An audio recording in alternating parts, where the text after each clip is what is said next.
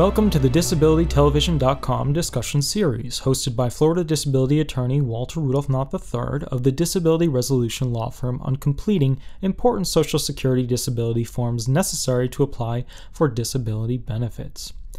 Now, as always, there are no guarantees in life, but the more thorough and accurate you are in completing these important forms, the better your chances become of being awarded disability benefits. While you can always complete all the forms yourself, we at Disability Resolution are always available to assist you with this detailed process to ensure that all the necessary information is properly communicated to the SSA. I am attorney Walter R. Hnot III of Disability Resolution.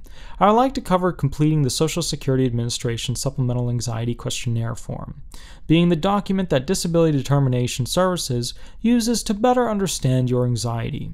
First, consider whether you have a generalized anxiety disorder, obsessive-compulsive disorder, panic disorder, post-traumatic stress disorder, or a social anxiety/phobia.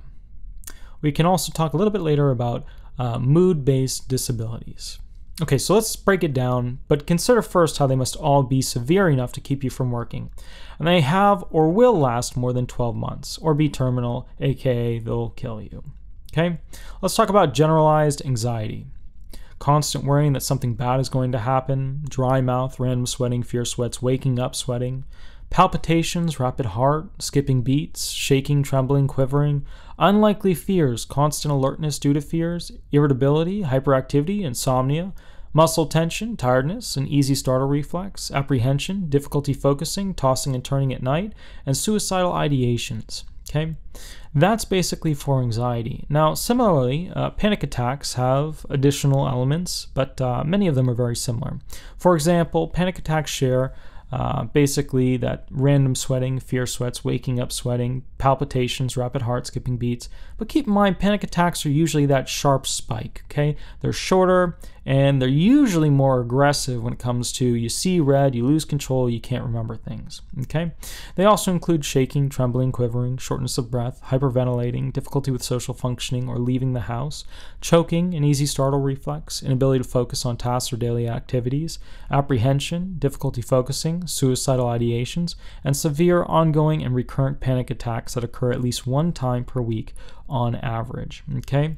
The next thing that I'm going to cover is the obsessive compulsive disorders. Basically, everybody knows this as OCD, being the continued, meaning constant, and or ongoing obsessive or compulsive behavior that causes significant distress that is unwanted. Basically, it's difficult for individuals with OCD to keep jobs because they use a lot of sick days and have a tendency to have social functioning issues. This means that they have a difficult time completing tasks due to a lack of focus and will often also have a difficult time socializing with others.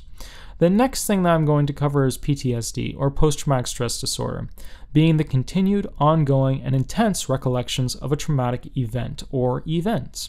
People usually think of veterans from Vietnam or Iraq. However, individuals who have experienced a death, injury, rape, accident, abuse, natural disaster, or a heart attack may also have PTSD. An example that I can give you of how I was personally affected by PTSD involves the Florida bar. I'm one of those types who tries to always be the best, and with that, I'm always trying to find new ways to make systems that will make things easier. Well, when I was studying for the bar, I set up multiple different and evolving schedules in order to make the schedule better. I would constantly try to wake up earlier and earlier. Upon taking the bar and going through what ended up being a once-and-done wonderful experience, I could no longer sleep on the right side of my bed without waking up early to study, or waking up in a cold sweat and thinking that the exam was in 2 days. This is also a form of post-traumatic stress disorder. There are other listings pertaining to anxiety-based disabilities. However, if you have any questions, feel free to call me at 407-279-1754. Now, this is kind of a quick little fast version through some of the things that you should be putting down if you have them, and they are the truth. You must always tell the truth. Remember that. For the Supplemental Anxiety Questionnaire. There are specific elements for anxiety and things like that in the listings. I haven't gone through them in detail today because I'm going to be doing a separate version of this account later. It's not going to be specific to the anxiety questionnaire. It's going to be more defining of each of these and things that you need to look for in your medical evidence and provide so that the SSA can find you disabled so long as you are disabled. Okay, so let's go through the questions now. Question 1 asks, when did you start having anxiety attacks? What they're looking for here is a timeline. This means you need to draw out in years when you started having anxiety attacks and what the triggering event was that pertains to that attack. It is also important to write in additional information as to what treatment was done during those years for the anxiety issues. It is okay for you to say birth for this question, as your parent or sibling may know more about your early anxiety issues than you in your current state. Okay? Question number 2 is, what was the date of your last anxiety attack? With this question, it's usually good to also put in details as to why you had your last anxiety attack. Additionally, it's advisable to talk about whether this was a small anxiety attack, whether it was a panic attack, came after a long spell of depression, or just came out of nowhere. Okay, question number 3 is, how many attacks have you experienced in the last 3 months? And also the last 6 months. It's a good idea to bifurcate the smaller attacks from the larger attacks. So for example, I've had 100 smaller panic attacks and around 40 larger anxiety attacks over the past 3 months. Also, if there are things in particular that recently happened to you to make the number of panic attacks jump during the last 3 months, make sure you write in that reasoning, okay? Question number 4 is, how long does each attack last? A lot of my claimants have this perplexed look on their face when they read this question. I understand that many of you do not use a stopwatch, and that even if my claimants did, they're certainly not looking for the perfect average amount.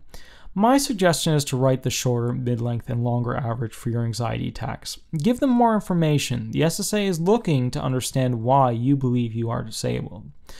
Question number 5 is, what appears to cause the attacks?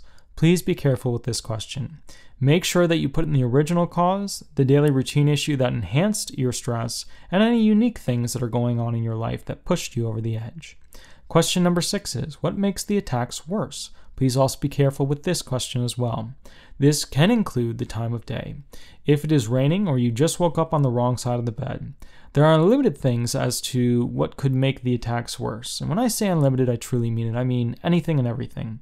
Write them out and leave out nothing. You must always tell the truth. Don't worry about hurting a family member by saying that they caused you anxiety or they caused a particular panic attack. You need to get the truth out there in an accurate and truthful manner. And also, put new information in, as the SSA can send you this form after every appeal. It's always best to create a consistent wording between this form and the 3441 appeal form. Question number 7 is, what relieves symptoms? This can include anything and everything, being medications, breathing exercises, locking yourself in a room, eating cereal, or watching Harry Potter movies. Many people pace, talk to themselves, and yada yada, okay? Basically, all of this information needs to go into this question. Question number 8 is, in your own words, giving as many details as possible, describe what happens during an attack, including what kinds of thoughts you have and what this makes you do.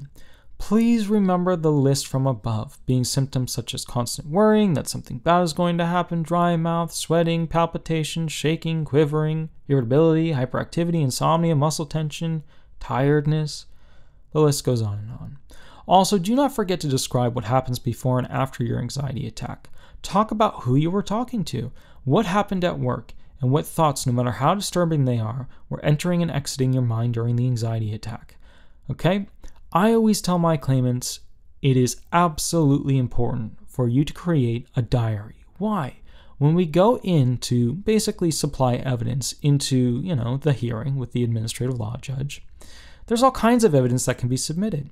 A diary is one form of those types of evidence. Okay? It'll provide a direct showing, a timeline, if you will, of the events that cause you more stress or the events that calm you down. Okay? This will help the judge better understand where you're coming from. And if there's a medical expert there, it may actually help the medical expert better understand what's going on with your life. Okay?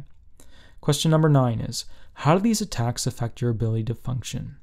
Okay, take a mini break, as the explanation thus far has been pretty detailed. Remember, you want to kind of take all this information in and get the general gist of it. I know you're not going to be able to follow every word, and I know you might reverse and try and figure something small out, but try to get the general gist of what we're trying to do here. Okay, ready? Great. Okay.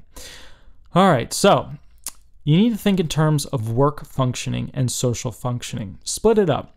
What jobs did you have within the past 15 years, and what functions could you not complete in those jobs due to your anxiety attacks nowadays? For example, you could not focus and therefore would not complete the task of filing documents properly, whereas back in the day, this is something that you could do easily. Okay. Additionally, think of social functioning issues. You would start crying and your family tried to help, but only hurt more, and you ended up at the hospital because you need space from people, etc., etc. Okay, this is your chance to add evidence as to why your abilities to function, meaning doing anything from everyday stuff to highly complex tasks, is limited by your anxiety attacks.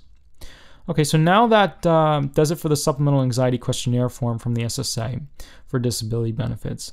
I hope this helped you with a better understanding as to what the SSA is looking for when considering whether you can receive benefits from the SSA. In the event you have any questions or would like to, basically talk with somebody about form completion, please feel free to contact me at info@disabilityresolution.com or 407-279-1754. Again, 407-279-1754. I'd be happy to assist you with this process. Again, I am attorney Walter R. Hnot III with Disability Resolution PA, and this is hosted by disabilitytelevision.com. Have a wonderful, wonderful day. Thank you. Bye-bye.